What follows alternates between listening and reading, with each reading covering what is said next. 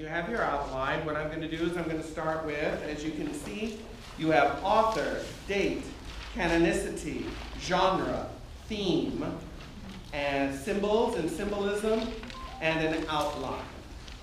Okay? I want to go over some of these points just to give you the background. The author. The author of the book of Revelation, in this reporter's opinion, is St. John, the son of Zebedee, brother of James, also son of Zebedee. Why do I think that? Well, the earliest fathers attest to this understanding. As early as Justin Martyr in 165 AD, explicitly talks about John being the apostle that followed Jesus. Of course, my favorite saint, Saint Irenaeus, fully attested that John, the son of Zebedee, the apostle, wrote this book and the gospel that bears his name. That's also significant. Okay? Irenaeus is going to come back in spades in this discussion, trust me. Trust me, especially when we get to date. Okay? And he was in about 180 AD. St. Clement of Alexandria, 200 AD, and the list can go on. The first time there was any disputation of the author not being St. John the Apostle was around 300 AD by some of the Greek fathers, like St. Cyril of Alexandria. He was one of the first persons to dispute or question that it was St. John, and his basis was that the Greek style, the grammar, the words choice, etc., that was used in the book of Revelation was not as polished as it was in the gospel that bore his name. And therefore, he deduced that they were two different people. Modern critical scholarship disavows any apostolic origins of the book and basically says that the person was pseudonymous, means we don't know who he is, took the name of John, and if he was anybody, was someone called John the Elder, whoever that is. What about John the Divine? John the Divine would go with John the Apostle. He was the beloved apostle, yes. Could John have had, not so much like a ghostwriter, but someone along the lines of Paul had, like Timothy?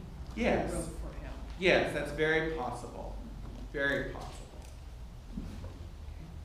Well, also, wasn't Revelation, I might be skipping ahead, it was not the last book written for the Bible. Mhm. So if it was John, then maybe he became more polished as he went on, too. Yes, that's possible.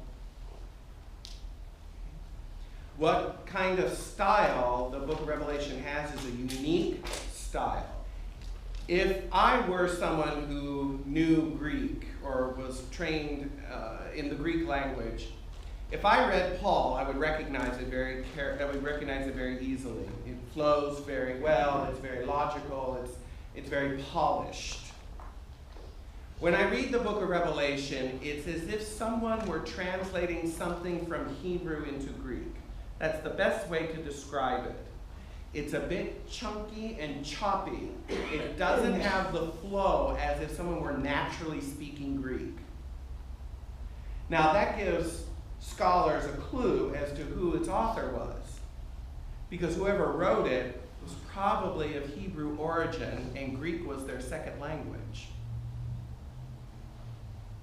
Still doesn't disprove that John wrote it. It just says that whoever wrote it was thinking in Hebrew and translating it into Greek. That's what the consensus of modern scholarship is when analyzing the Greek text of Revelation. It's as if someone were reading it or thinking Hebrew, but writing in Greek. Very interesting. Where does St. John of Patmos comes in? St. John of Patmos, John is the Apostle John who was banished to the island of Patmos. That's where tradition says that he was banished. Same guy, yes, he was. Yes. How old was he, Jim? One of the great things about Revelation, as far as deciding on what books are inspired with a capital I, namely scriptural, an easy rule of thumb is if it was written, they come up with something, we have an early thing going back to 250 AD.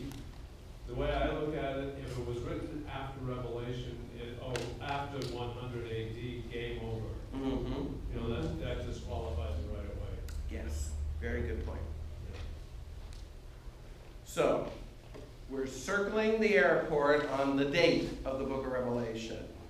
Okay, we got that John wrote it, the apostle wrote it, and are we absolutely 100% sure of it? No, no one is about anything, frankly. The question is there good reason to believe that he did? Yes. And the answer is yes, because of the earliest witnesses of the fathers. And that the disputation of his authorship didn't come to more than 300 years after the fact. And then it was you have to understand that those fathers weren't throwing it out, they were suggesting a possibility of another author. It really isn't into the modern times that the whole idea, it's all just pseudonymous writers, is part of the whole modern critical, historical criticism of the Bible. Okay? These are the same people that brought you that Jesus didn't multiply the loaves and the fish, he taught the people to share, that kind of nonsense. Okay?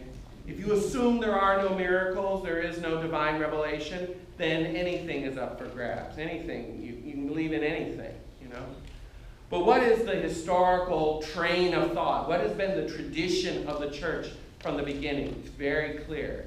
John the Apostle wrote it. And this is the same apostle that leaned his head on Jesus' chest at the Last Supper. This is the kind of intimacy that we have here in this book. There was no disciple closer to Jesus than John. He was at the foot of the cross. He was at the foot of the cross. Who did he give charge over his mother?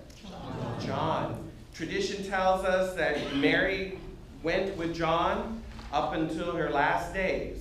And if you go to Ephesus today, in modern Turkey, you can go to the house that's called Our Lady's house, or the Blessed Virgin's house. Small little house in Ephesus where it is believed that she and the Apostle John spent their last days. He took care of her until the end. And how long did he live after that?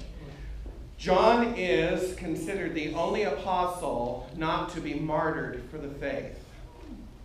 All the other apostles experienced martyrdom of one form or another, usually through crucifixion. John was boiled in oil, And survived. but survived. He was poisoned too, wasn't he? I had heard that tradition, but I couldn't nail it down. But yes, he was attempted to be poisoned and still survived. And that's what caused him to be banished to the island of Patmos. It's because they couldn't kill him, they thought they'd exile him. And it was on the island of Patmos in the Aegean Sea that the book of Revelation was given to him. When did this occur? We're getting there. I know, be patient. Be patient. And the reason why I'm doing this is because you have to understand the controversy surrounding the date. It's like you can't get away from controversy and why can't anything just be here it is? No, you can't do that in scholarship. You got to have evidence and proof, and you have to, and it's not a bad thing, because what it does is it takes the gold and refines it in the fires of of history, archaeology, philosophy, and forces you to come up with a true product. The problem with modern critical scholarship is that their assumptions that there is no God, there is no miracles, there is none of this, just throws them into doubt and unbelief. But if you don't have those assumptions, then when you really test and try something, you get the real golden product. Does that make sense? So I know I keep talking about them as if there's some sort of bane on the church. And frankly, they are, because their voice, unfortunately, is the squeaky wheel that people are listening to and are losing their faith because of it. That's why I have such a passion against it. But when you look at true scholarship, and you look at it in that light of faith, you realize, though we may not know 100% absolutely positively sure, we have a good reason to believe based on the historical data that we have.